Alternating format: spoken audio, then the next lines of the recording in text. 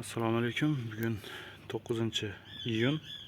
Yana yangi emas, pishgan sortlarni ko'rsatmoqchimiz.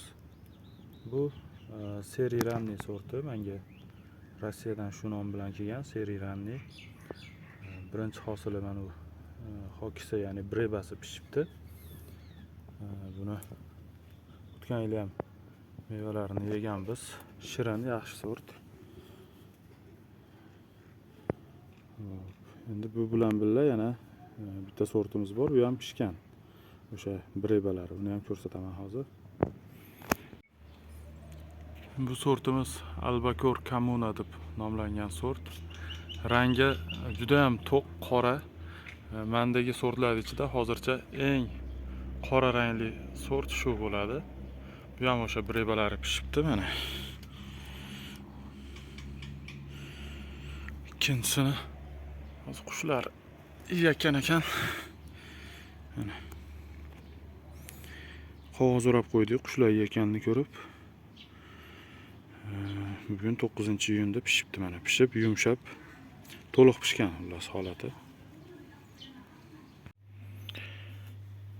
Endi tortib ko'ramiz bularni. Birinchi sortimiz seri ranni. 53,5 gram. Bu Albacor Comuna qush yegani. Pishib o'tib ketibdi. O'shaning uchun ham sal yengillagan bo'lishi ham mumkin yoki o'zini og'irligi shunaqami, lekin pishib yumshab ozgina o'tib ham ketibdi. 38 gram bo'lsa, bunisi mana 44 gram, почти 45 gram. Endi buni ichini kesib ko'rsataman hozir.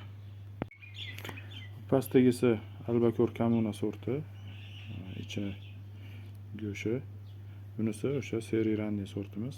Ikkala sort ham rosa ham pishgan, mazasi shirin. Juda ham yaxshi sort, ham ertaki sortlar ekan. Tavsiya qilaman hammaga. Ko'chat qalamchalari xudo xolasa kuzda bo'ladi.